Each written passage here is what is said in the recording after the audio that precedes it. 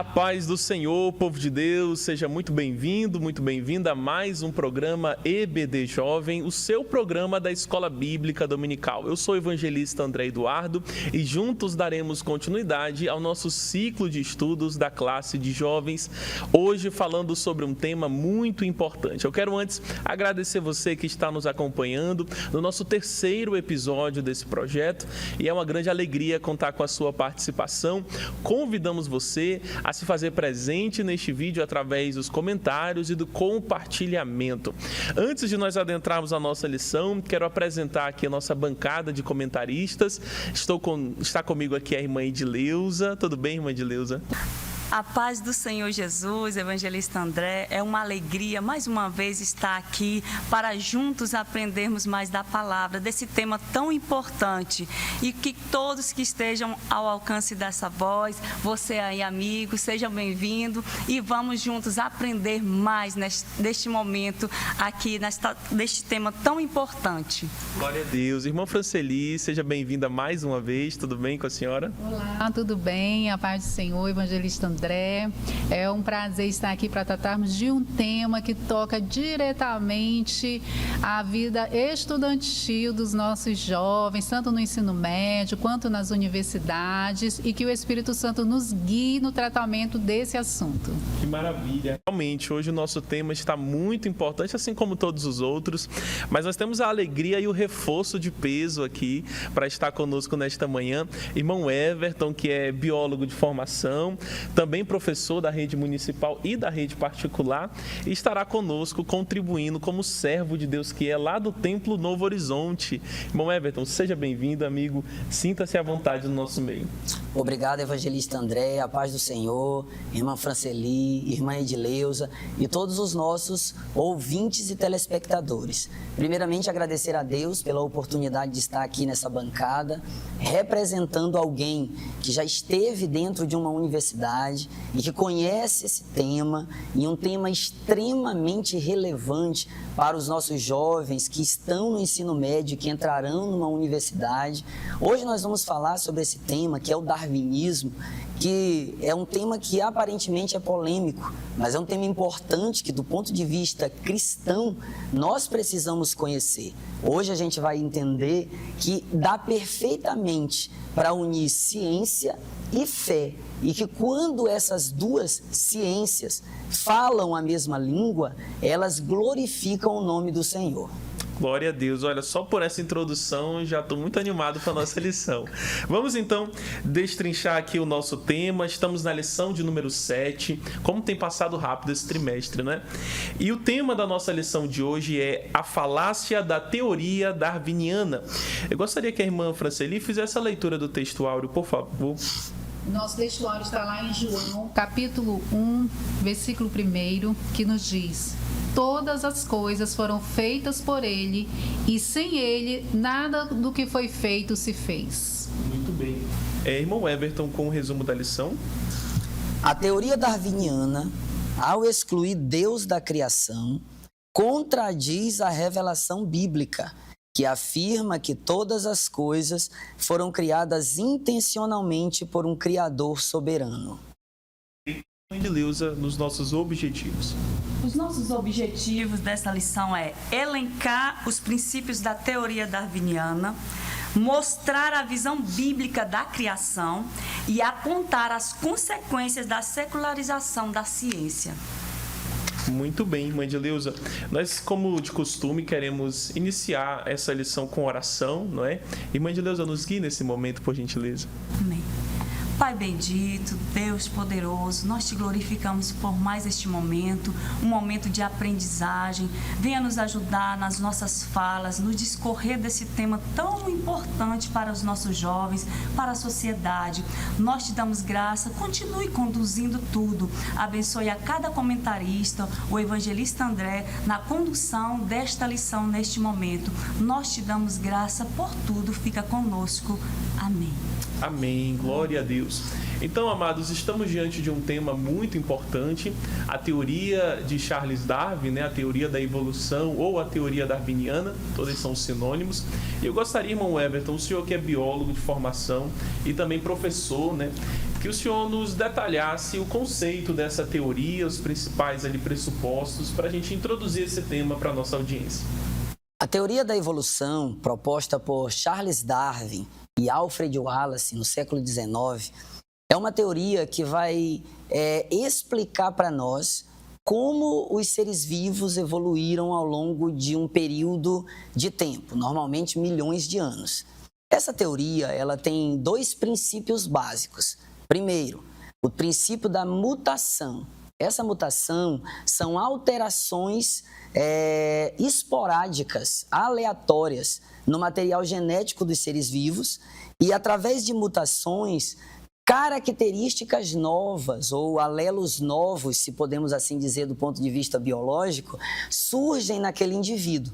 Essa característica nova, ela vai ser agora boa ou ruim, dependendo do segundo pressuposto, que é o ambiente, onde nós temos a seleção natural. A seleção natural é quando o ambiente seleciona os indivíduos que são melhores adaptados de acordo com as mutações que eles sofreram ao longo do tempo.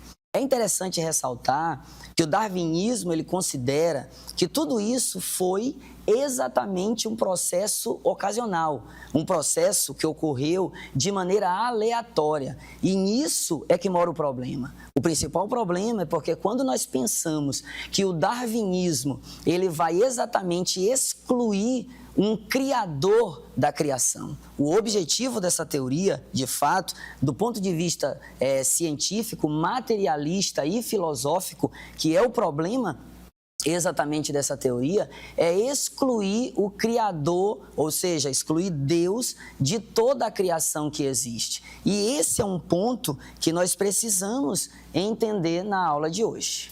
Muito bem, bom, Everton. E acho que o primeiro fundamento que nós precisamos deixar muito claro é que é uma teoria. Muitas vezes no ambiente escolar é apresentada como uma verdade absoluta, mas não. A verdade absoluta é isso que nós temos em mãos aqui, é a palavra do Senhor. E, irmã Franceli, nós estamos chamando a teoria da evolução de teoria e de uma falácia. Eu queria que a senhora detalhasse melhor esse ponto, pois para nós é uma falácia, mas para o mundo lá fora é uma verdade quase que absoluta, né? Sim, é ensinado em sala de aula geralmente como a única opção sobre a criação, que não houve, na verdade, a criação, como o irmão Everton acabou de explicar. Bom, o fato de ser ensinada não quer dizer que ela é provada, são coisas diferentes. E aí eu aproveito e digo que o nosso comentarista, ele deixou um subsídio muito bom para falar sobre isso, que está nesse livro da irmã Nancy Pearce, que é Verdade Absoluta. Nós recomendamos para os professores, para os jovens. Esse livro, ele é riquíssimo nesses argumentos e eu vou ler um trecho aqui que inclusive está na nossa revista dos professores. Certo professor da Universidade do Estado de Kansas publicou uma carta na prestigiosa revista Nature, declarando: mesmo que todos os dados indiquem um design inteligente, tal hipótese é excluída da ciência porque não é naturalista. Façamos uma pausa para observarmos o que foi dito. Mesmo que não exista evidências a favor do darwinismo e que todas as evidências favoreçam o design inteligente, ainda assim não deixaremos de considerá-lo na ciência. É óbvio que a questão não é fundamentalmente de haver ou não evidências, mas do compromisso filosófico já assumido. Então, geralmente, esses estudiosos que defendem o darwinismo, eles têm uma linha filosófica naturalista e eles vão defender essa linha mesmo com evidências contrárias. Vão defender e vão ensinar como sendo a única verdade. Muito bem. Irmã Edileuza, a senhora que está presente no ambiente escolar, né, como uma diretora, essa teoria chega até os nossos jovens e produz consequências, não é?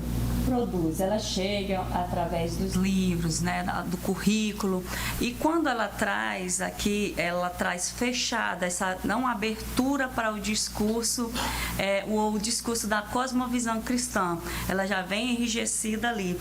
Outro detalhe que a gente tem que levar em consideração, os nossos jovens, eles estão em processo de maturidade, de busca dessa maturidade e também de se fixar no espaço. Ele precisa dessa aceitação. E isso aqui vem como o estudar ciência é a inteligência, é o ponto correto, é você ser o inteligente. E já a fé cristã, você está ali fora, você não tem argumentos palpáveis. Isso coloca como um dilema para os jovens. Então, esse é um ponto que é relevante. Nós vamos falar nesta manhã, neste momento, aqui nesta lição tão importante. Que bom que trouxemos aqui, né, no ponto da evolução. Mas a Bíblia rejeita todo esse dilema, todas essas questões. Então, nós estamos aqui neste momento para juntos esclarecer a esses pontos aqui com esta bancada aqui.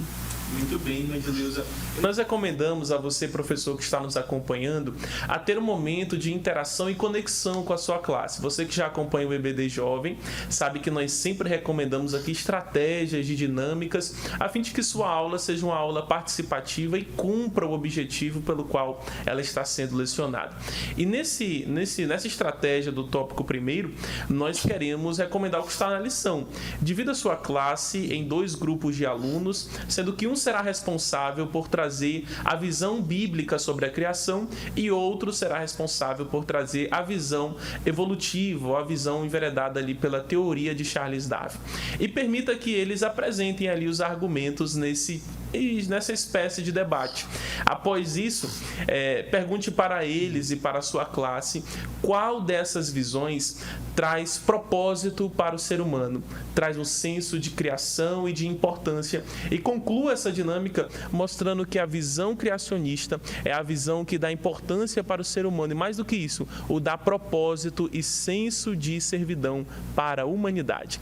Olha, nós vamos para um breve intervalo e daqui a pouco voltamos para continuar estudando a palavra do Senhor. Não saia daí.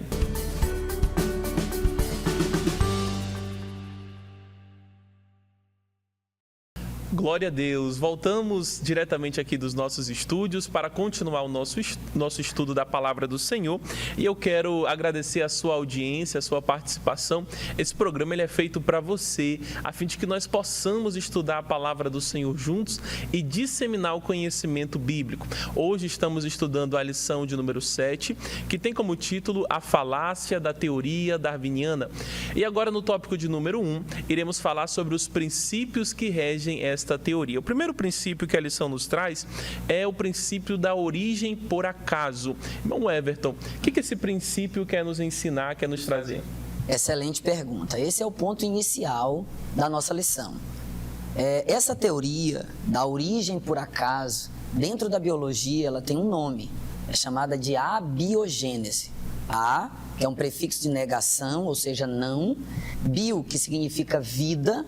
E gênese, que significa origem, ou seja, em outras palavras, nós estamos falando da origem da vida a partir de não vida. Essa teoria, ela vai pregar, ela vai dizer que, na verdade, a vida, ela é resultado da união, por exemplo, de alguns materiais que existiam na atmosfera primitiva, que, de acordo com a teoria evolutiva, a Terra surge há aproximadamente 4,6 bilhões de anos atrás, ainda inóspita, ainda sem condições de ter vida, por exemplo. A partir de 1 bilhão de anos depois, as condições mudam e então nós tínhamos na atmosfera, segundo essa visão, por exemplo, da origem, nós tínhamos gás metano, amônia, hidrogênio, gás hidrogênio e vapor de água. Esses gases, devido às descargas elétricas que eram comuns no planeta nesse período, originaram então o primeiro ser vivo. Veja, tudo de maneira aleatória, ao acaso e de maneira natural. Esse primeiro ser vivo que foi surgindo, ao longo do tempo, ele foi acumulando aquilo que nós falamos no primeiro bloco, mutações aleatórias no seu DNA.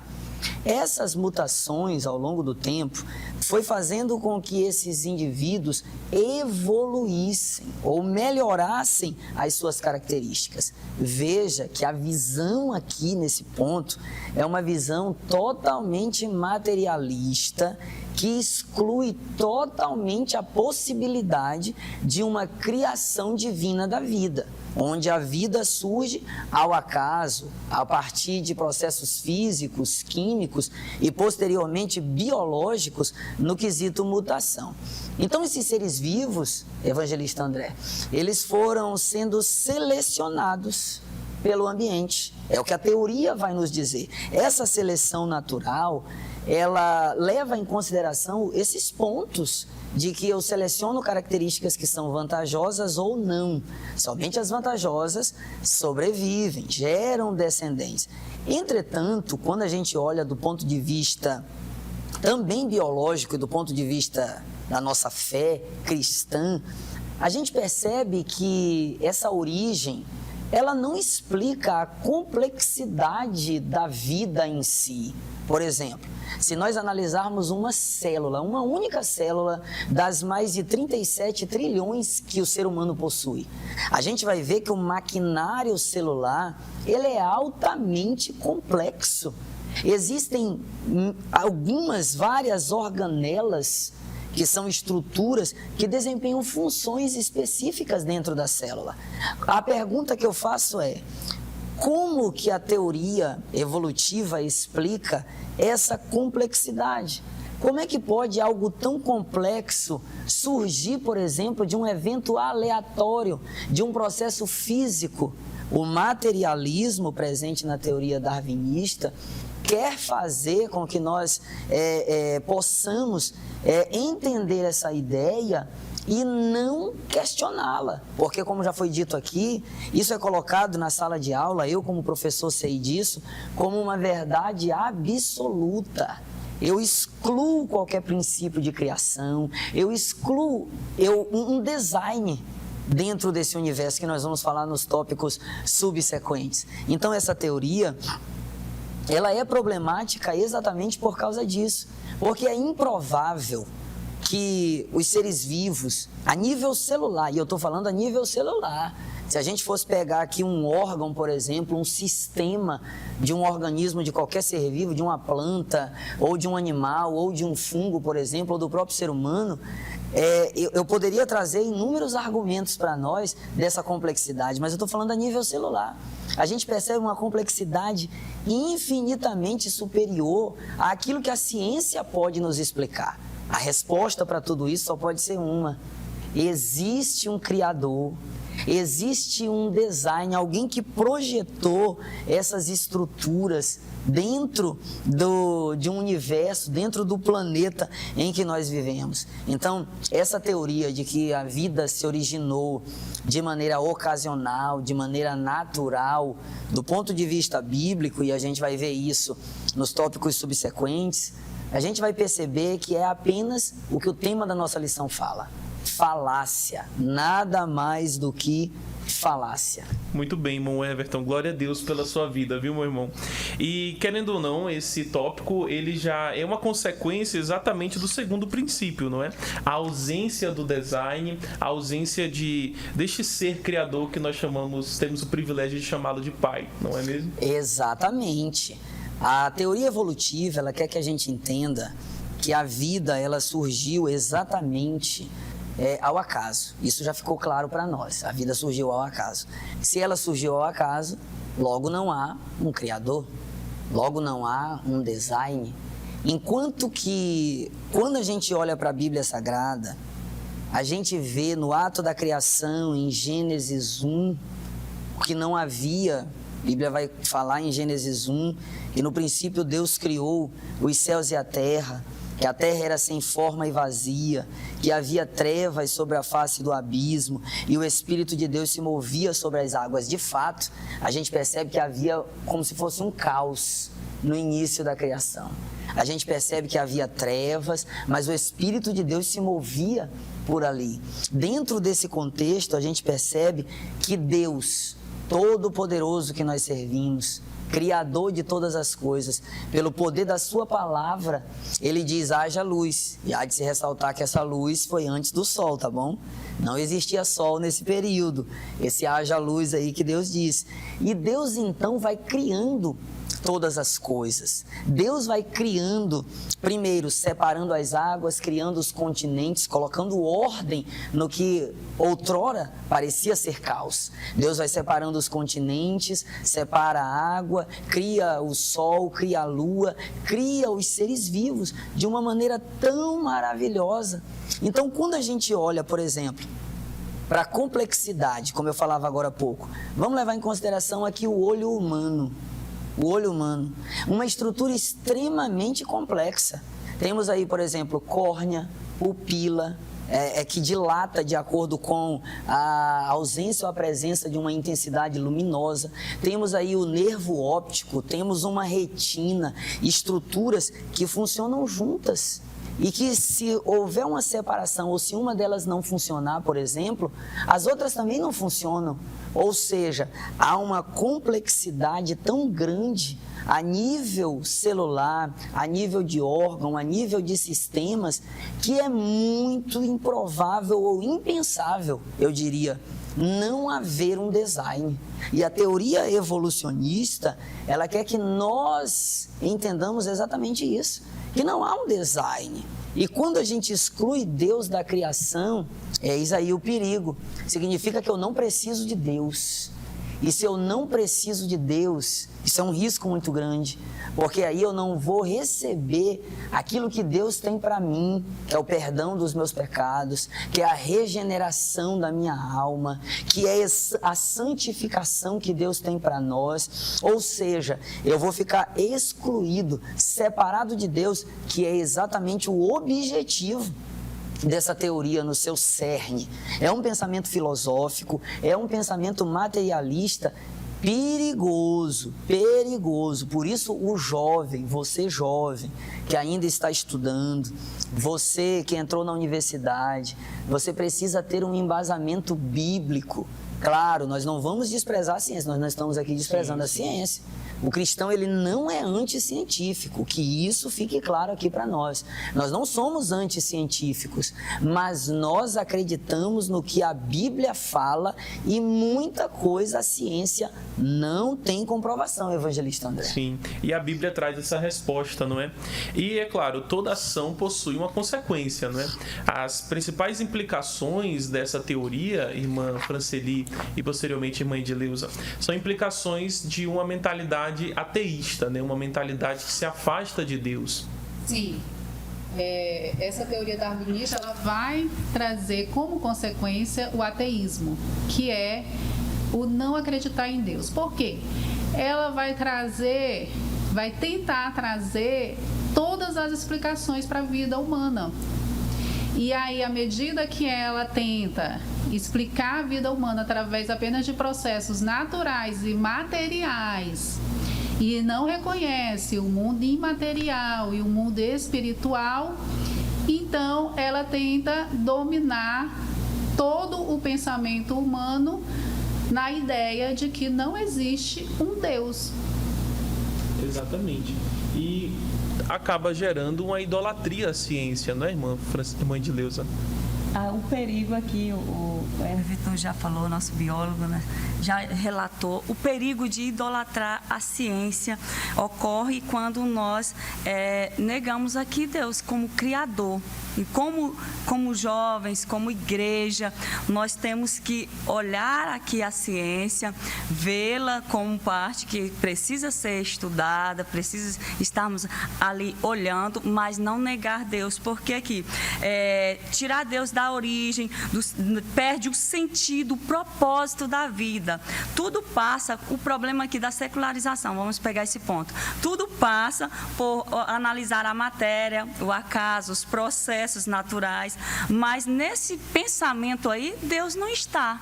E Deus é organizado, Deus preparou tudo. Em Gênesis, como já foi dito aqui pelo biólogo, nós lemos, ele disse o haja, a palavra, o verbo, tornou-se a existência. E aqui nós olhamos, a exclusão de Deus do discurso científico e cultural leva à erosão dos valores que nós temos aqui, a responsabilidade moral e da também dignidade humana. Esse é o perigo de tirarmos Deus. Pode ruir esses valores tão absolutos e tão sagrados para as nossas vidas. Perfeito, irmã Edileuza. E no decorrer dessa lição, pode surgir uma dúvida do aluno, não é, irmão Everton?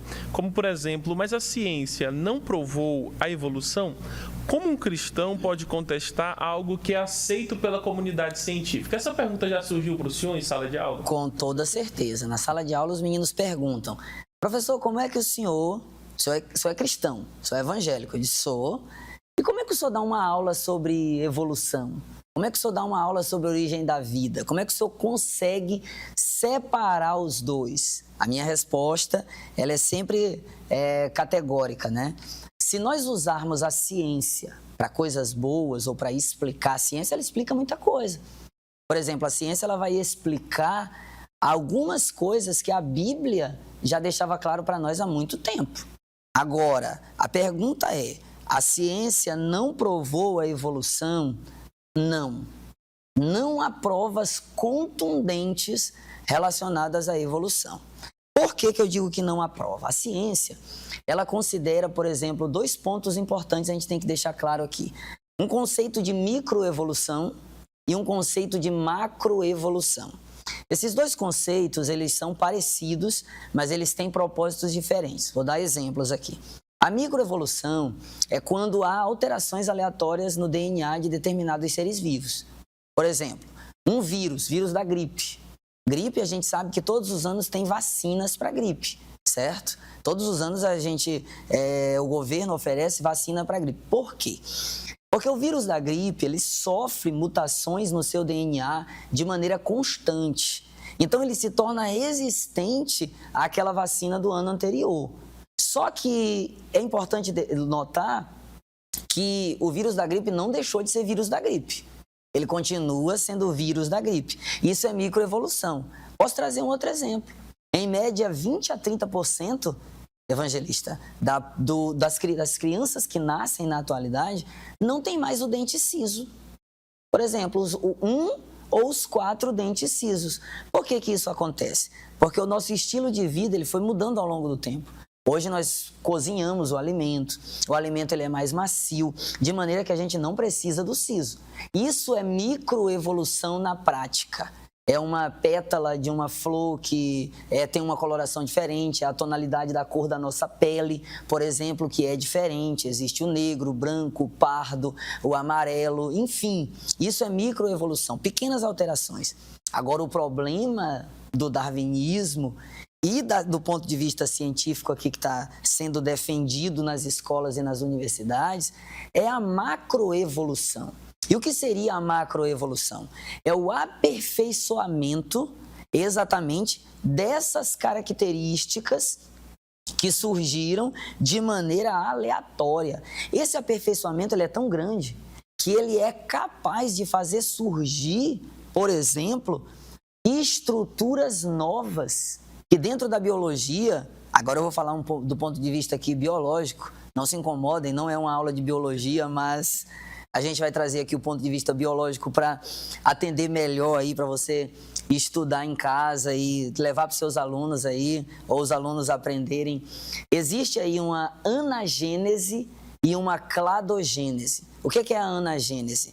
São características novas que vão surgindo ao longo do tempo, como as que eu citei aqui agora há pouco.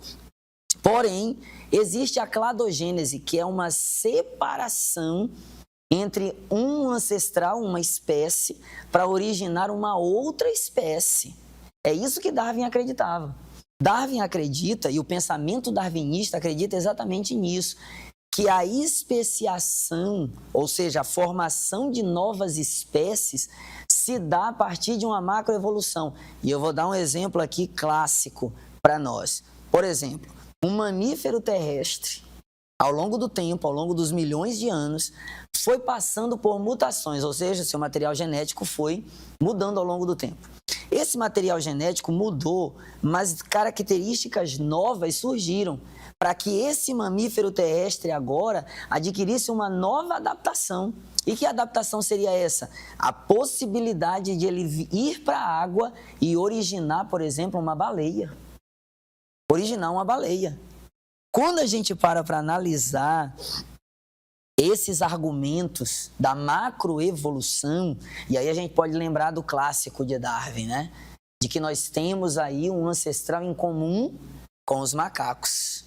Veja a teoria. Nós temos um ancestral em comum com os macacos. Há quem diga que nós viemos do macaco, mas nós não viemos de macaco, Darwin não disse isso. O que nós temos, segundo a biologia, é um ancestral em comum. Mas quando a gente vai analisar, de fato, a teoria, a macroevolução não é provada. Nunca foi provada. A macroevolução, ou seja, de características novas surgirem. O registro fóssil é um exemplo. O registro fóssil eles usam como uma evidência da evolução. Mas, por exemplo, se nós evoluímos de um ancestral macaco, nunca foi encontrado, por exemplo, esse fóssil desse grupo de primatas que originou a espécie humana. É o elo perdido que eles chamam dentro da biologia. É o elo perdido. Esse elo perdido nunca foi encontrado, por exemplo. Ou seja, se ele não foi encontrado, a ciência então não comprova. Ela não prova por A mais B que exatamente a evolução ela é um processo existente de fato. Eu fico com a Bíblia nesse contexto. Muito bem, irmão Everton. E olha, enquanto a teoria darwiniana ela se elenca nessa prateleira de teorias, né, sobre a visão bíblica, nós temos aqui algo que não é teoria, que é a verdade absoluta, que é a palavra do Senhor. E acho que nós fomos bem sucintos e objetivos nessa fala acerca da ciência. Vamos mergulhar agora na palavra do Senhor. No tópico de número 2, nós vamos falar sobre a visão bíblica sobre a criação. Eu gostaria que você entendesse que enquanto os entendimentos de Charles Darwin são reputados como teoria, dentro da palavra nós não temos teorias, nós temos a verdade absoluta sendo endossada. E eu queria que o senhor fizesse a leitura, irmão Everton, de um texto bíblico que estávamos conversando anteriormente, que evidencia, inclusive, aquilo que a ciência demorou séculos, né? Podemos dizer assim, para poder explicar. Exatamente. Abra sua Bíblia comigo em Gênesis. Vamos lá para o livro do princípio, Gênesis, capítulo de número 1, e a gente vai para o versículo de número 11 e 12 apenas. Vamos ler. Versículo de número 11 de Gênesis. E Deus disse que a terra produza relva, ervas que deem semente e árvores frutíferas que deem fruto segundo a sua espécie, cuja semente esteja no fruto sobre a terra. E assim aconteceu. E a terra produziu relva, ervas que davam semente segundo a sua espécie e árvores que davam fruto, cuja semente estava nele conforme a sua espécie. Esse é um dos textos que eu acho mais lindos da Bíblia Sagrada para nós refutarmos ou apenas confirmarmos aquilo que a evolução ela tenta explicar para nós, mas que a Bíblia já explica muito antes dessas teorias especificamente. Quando eu estou dando uma aula de biologia, os meus alunos sabem disso, que eu vou dar uma aula de evolução ou de origem da vida, a minha Bíblia vai comigo, porque eu gosto de explicar o ponto de vista evolutivo, mas eu gosto também do ponto de vista que é a verdade absoluta para nós, do ponto de vista bíblico. E a evolução das espécies, ela vai dizer sobre as plantas, que o primeiro grupo de plantas que apareceu no nosso planeta foram plantas que não tinham semente, que não tinham flor e que não tinham frutos. Essas plantas são as briófitas, como um musgo, ou as pteridófitas, como uma samambaia, que na casa de vocês pode ser que tenha, na nossa casa, né, samambaia. As mulheres normalmente gostam de ter lá samambaias. Essas plantas não têm flor e nem fruto. A sequência da evolução é que surgiram plantas com sementes, como, por exemplo, as gimnospermas, como o pinheiro, por exemplo. né, que produz a pinha. E logo em sequência, as angiospermas, como uma mangueira. Se a gente olhar para a Bíblia Sagrada, e no texto que nós lemos aqui, a gente vai ver que no ato da criação, o nosso Deus, de maneira organizada, de maneira intencional, de maneira proposital, cria exatamente nesta específica ordem as plantas que nós conhecemos hoje. Veja no texto. E Deus disse que a terra produz a relva. Essa relva seria exatamente as briófitas e as pteridófitas, plantas que não têm semente, nem flor e nem fruto, vírgula, veja a vírgula, ervas que deem semente, na ordem evolutiva correta, que são as gimnospermas. Logo em sequência, árvores frutíferas, ou seja, as que dão fruto. A ciência apenas comprova nesse ponto aqui o que a Bíblia já diz. É por isso que, se nós usarmos a ciência como aliada da fé, nós glorificaremos o nome do Senhor. Nós entenderemos, e quando eu vejo isso, eu fico maravilhado. Porque, como diz também em Romanos, né, Romanos 1:20, né, é um texto importante. Vamos abrir a nossa Bíblia, Romanos 1:20. Vamos lá para esse texto. Eu quero ler esse texto com os irmãos, porque esse texto ele é muito relevante para a nossa aula de hoje. Eu estava com ele aberto aqui agorinha, mas a Bíblia fechou. Ele vai dizer assim, Romanos 1:20, porque os atributos invisíveis de Deus, isto é, o seu eterno poder e a sua divindade, claramente se reconhecem desde a criação do mundo, sendo percebido por meio das coisas que Deus fez. Bem, só até aqui. Então, nós entendemos pela palavra, que nós já comentamos aqui, que o darwinismo não explica a complexidade dos seres vivos. O darwinismo não explica a macroevolução. O darwinismo não explica o elo perdido dos fósseis. O darwinismo não explica, mas a palavra explica. A Bíblia explica, são os atributos invisíveis de Deus. Porque o que a ciência não explica, a fé que nós professamos em Cristo explica para nós. Glória a Deus, irmão Everton. E é interessante vermos que, enquanto a ciência traz essas descobertas agora, nos tempos modernos, Deus já estava revelando para Moisés quando estava escrevendo o livro de Gênesis, né? É maravilhoso. E, irmã Edileuza, enquanto a teoria darwiniana traz uma ideia de caos ordenado ou, né, ausência de ordem, nós cremos que a criação não é fruto do aleatório, mas é uma criação ordenada, não é verdade? Deus é um Deus organizado, evangelista André. Eu amo ler a palavra do Senhor e olhar para o Senhor. Ele é organizado e criterioso.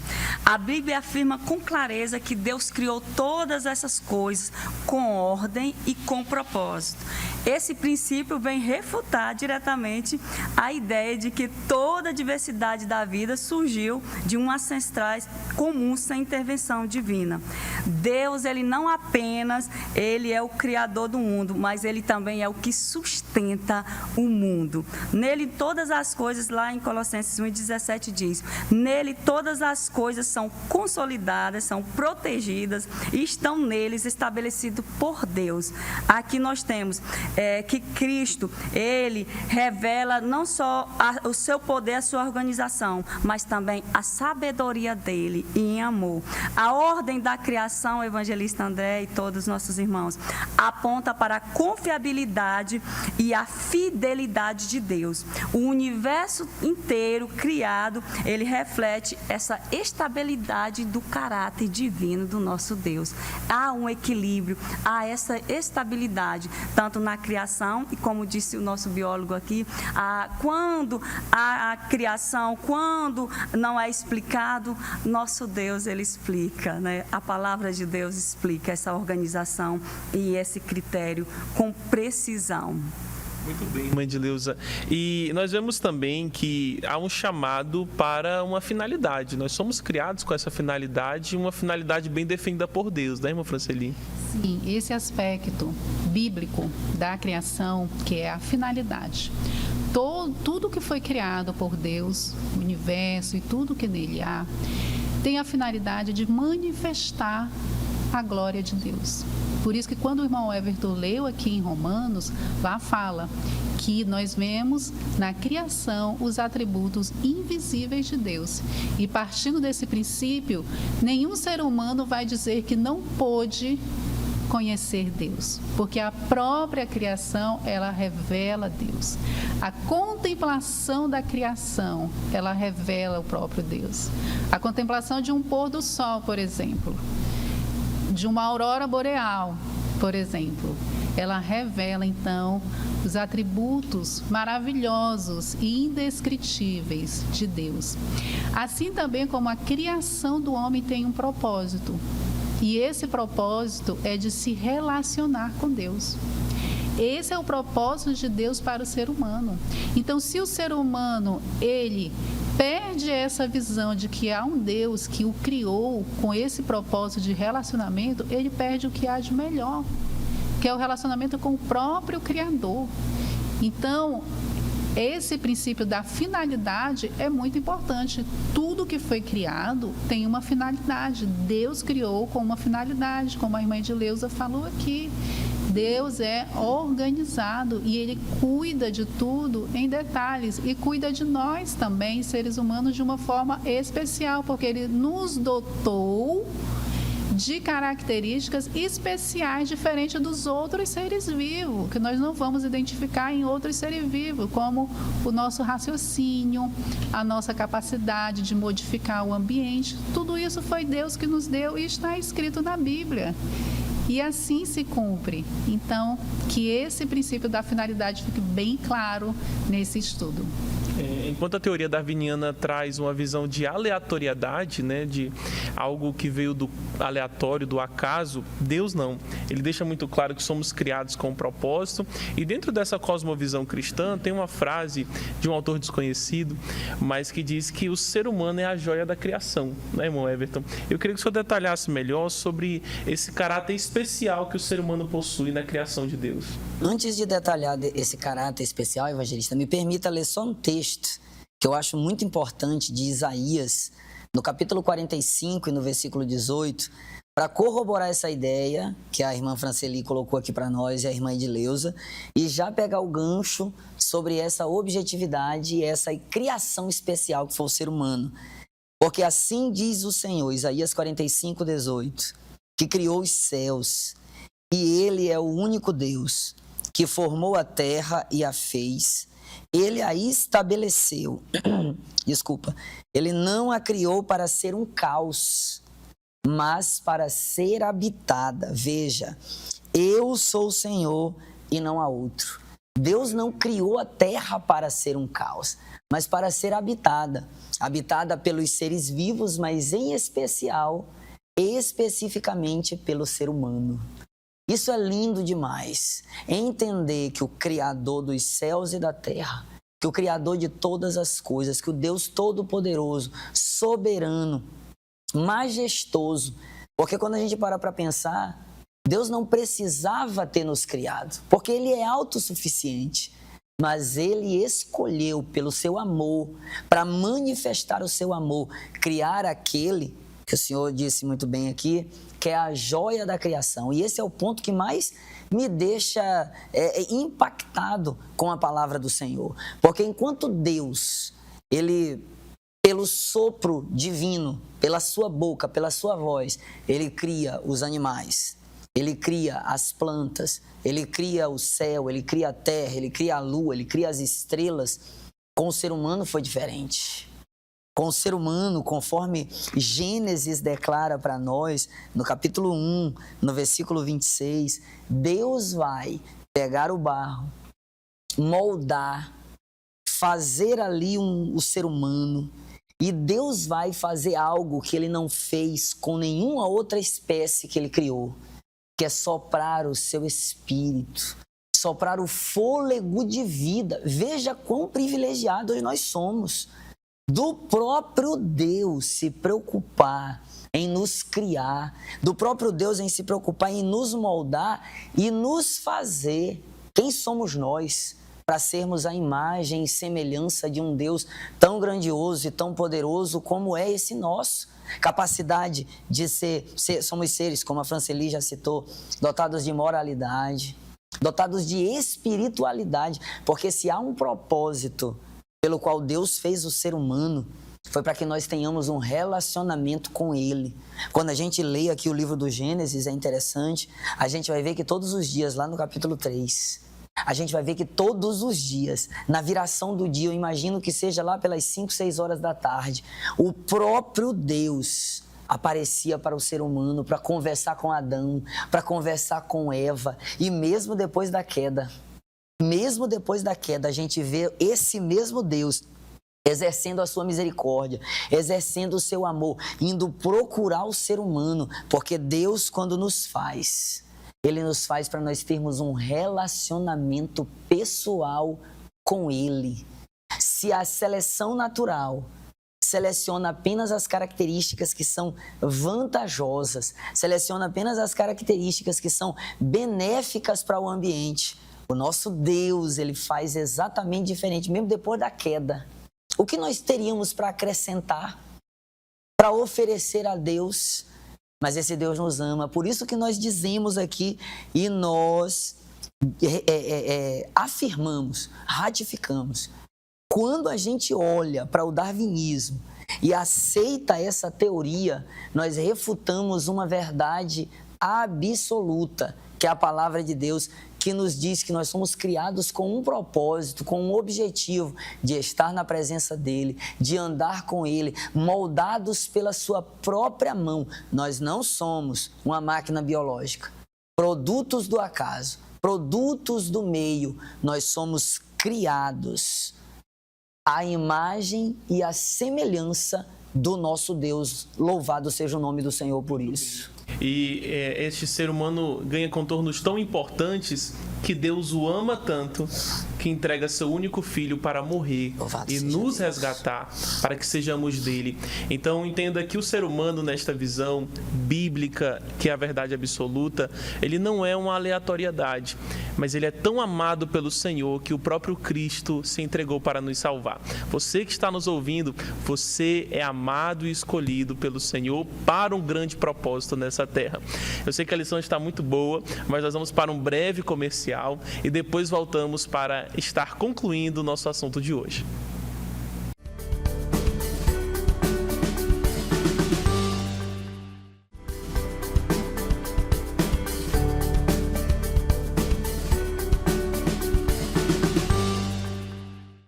Voltamos para dar continuidade ao nosso estudo, dessa vez no tópico de número 3. Lembrando que estamos aqui estudando a teoria darwiniana, lição de número 7, da classe de jovens da Escola Bíblica Dominical.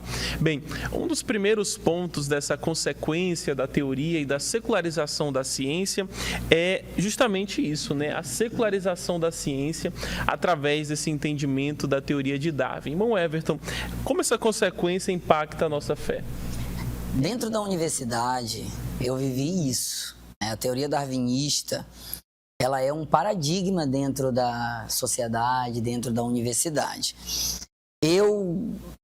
No primeiro dia de aula, os professores, o professor que entrou, pergunta logo quem é cristão, por exemplo, dentro da sala de aula. Isso a gente vê muito forte nas universidades, nem tanto na escola, embora na escola a gente veja isso. Mas o darwinismo, ele é considerado como a única verdade que é válida. Não existe outra verdade. Se você, porventura, se posicionar contrário a essa teoria, você é taxado como anticientífico. Você é ridicularizado. Por exemplo, muitas vezes passei por isso, de ser ridicularizado por ser cristão, de ser cafona, de ser careta, por não acreditar. Eles queriam a todo custo, dentro da universidade, que eu provasse que Deus existe. Sendo que Deus, em momento nenhum, a gente vê pela palavra, Ele mesmo não quer provar que Ele existe, porque Ele é. Ele simplesmente existe e ponto final na história. Então, dentro da universidade, se você mencionar a fé, por exemplo, você é ridicularizado. Automaticamente as pessoas começam a excluir você de grupos sociais. E dentro do ponto de vista evolutivo, a fé não cabe, obviamente. A fé não cabe, porque se não for materializado, se não houver evidências materiais, físicas, químicas, biológicas, então você não tem aceitação. E o pior, não há provas, né? Eles mesmos não têm provas e eles não querem ouvir os nossos argumentos. Eles não querem ouvir, eles não estão nem aí para os nossos argumentos, digamos assim. Mas eu quero deixar claro aqui que a ciência, de verdade, ela busca a verdade. A ciência, ela precisa buscar a verdade. E a gente vai ver dentro da biologia, por exemplo, o pai da genética, Mendel, era padre. Ele acreditava em Deus. A gente vai ver Isaac Newton, também era cristão. A gente vai ver Galileu Galilei, também era cristão. Então a gente consegue entender que os maiores físicos, cientistas que existiam, eles tinham a sua fé. A sua fé era inabalável. Por quê? Porque a ciência busca a verdade e a palavra de Deus, ela é essa verdade que nós precisamos buscar. Perfeito, meu Everton. E a ciência, ela traz realmente explicações racionais para aquilo que a Bíblia está nos falando, né, irmão Franceli? E há um outro ponto, uma outra consequência importante que precisamos destrinchar, que é o reflexo dessa teoria na moralidade e no valor, não é? Sim. Considerando aqui a ética é um conjunto de valores e a moralidade, resumindo a prática desses valores, se o darwinismo, então, vai tirar Deus, vai tirar a ética cristã, o que sobra, o que resta, é uma ética totalmente relativa. E esse relativismo também ético vai trazer práticas morais totalmente abomináveis. Passa-se a considerar o ser humano como um amontoado de células, por exemplo. E dentro dessa visão, não há nenhum impedimento moral em realizar o aborto, por exemplo, em realizar a eutanásia, por exemplo, considerando o princípio da seleção natural, onde uma pessoa já em um estado terminal não tem mais uma funcionalidade para a sociedade. Então, a moralidade, dentro da visão darwinista, vai trazer a ideia de que a eutanásia é algo bom para a pessoa nesse estágio terminal da doença. Enquanto que nós vimos que Deus, ele não despreza ninguém. Não há um ser humano que seja desprezível para Deus. O que acontece muitas vezes é o ser humano rejeitar a Deus, mas Deus em nenhum momento ele lança fora quem se achega dele. Então, nós vemos que quando nós tiramos a ética cristã, o valor da vida e o sentido da vida, ele se perde na nossa prática moral. E aí tudo passa a ser possível.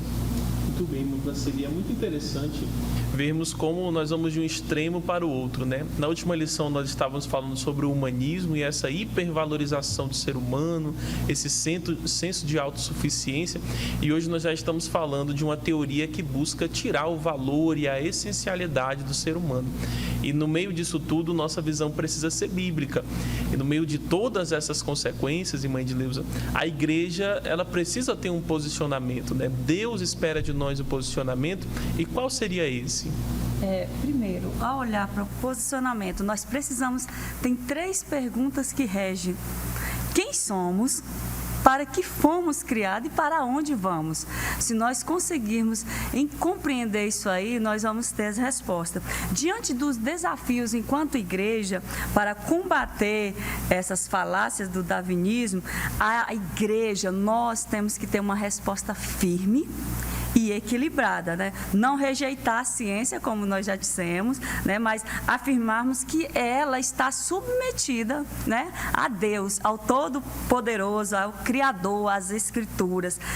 Nós temos aqui João 1:3, diz que todas as coisas foram feitas por Ele, e sem Ele nada do que foi feito se fez. A partir disso, a igreja deve fazer esse ensinamento com clareza, a pauta, né, que Deus é o Criador e rege. E a nossa geração, temos que estar bem atento, falar para os nossos jovens, nós não somos obra do acaso, o nosso Deus nos criou com um propósito que é a adoração ao Senhor Jesus. Muito bem.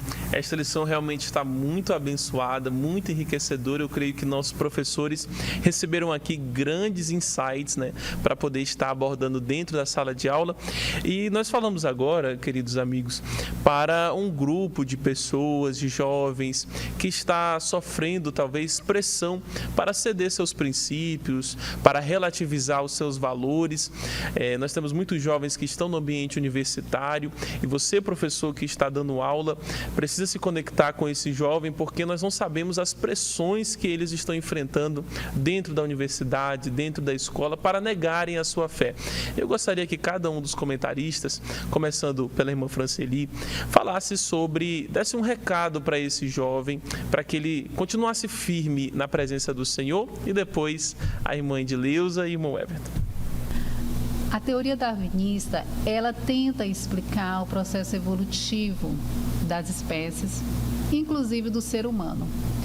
Mas fique atento, porque ela não explica a origem da vida. Ela não explica o valor da vida, não explica o propósito da vida e, principalmente, ela não explica o que há após essa vida. E essas perguntas, a teoria darwinista nunca vai preencher. Somente a palavra de Deus, o Espírito Santo de Deus, que comunica com o nosso espírito a verdade acerca da nossa origem, do nosso valor, do nosso propósito e do nosso destino. Então, jovem, fique atento a essas questões essenciais da vida. Jovem, meu querido, você não precisa escolher entre ser inteligente e ser cristão. Os maiores cientistas tinham a sua fé inabalável e fizeram a ciência com maestria. Quando nós olhamos para a criação, nós vemos Deus na criação. Você não precisa negar ou ficar envergonhado em defender a sua fé, porque quanto mais você conhece o universo, mais motivo você tem para adorar ao Senhor. Glória a Deus. Irmão Everton. Meu recado para vocês, para todos os que estão nos ouvindo, é: você não é obra do acaso. Isso ficou claro na aula de hoje. Você foi criado por um Deus soberano para se relacionar com Ele, para ter um relacionamento pessoal com Ele. Eu estive dentro da universidade e eu posso dizer a vocês que a teoria da evolução, na verdade, que foi refutada amplamente aqui no dia de hoje, todos os princípios dentro da biologia me fizeram entender o que o salmista, no Salmo 139, ele vai dizer que tal ciência é demasiadamente maravilhosíssima para mim. Ou seja, me fizeram fortalecer a minha fé. Ao invés de abalar a minha fé, me fortaleceu. Sabe por quê? Porque nenhuma teoria pode tirar isso de nós, que é a razão da nossa esperança. Por isso eu quero deixar aqui um versículo para vocês, que está em 1 de Pedro, no capítulo 3, no versículo 15. Pelo contrário, santifiquem a Cristo como Senhor no seu coração, estando sempre preparados para responder a todo aquele que pedir a razão da esperança que vocês têm. Sem discussão, sem briga, nós temos uma razão de estar aqui. A razão da nossa fé é porque Deus nos criou, nos moldou com as suas próprias mãos para a glória e honra do nome dele. Glória a Deus. E a todos que estão nos ouvindo, agradecemos a sua participação, a sua audiência nesse programa e deixamos esta palavra para que você permaneça fiel e firme nos caminhos do Senhor. Não tenha preocupação quanto às perseguições, às piadas, às ridicularizações que talvez tentarão lhe expor, porque é muito melhor ser fiel aqui na terra e na eternidade ouvir do nosso Pai: vinde a mim, benditos de meu Pai, do que perder a salvação por uma breve prática para se enquadrar no meio social. Fique firme, seja fiel ao Senhor, seja fiel à palavra. Obrigado pela sua audiência. Estaremos aqui na semana que vem, continuando o nosso estudo. Esperamos você.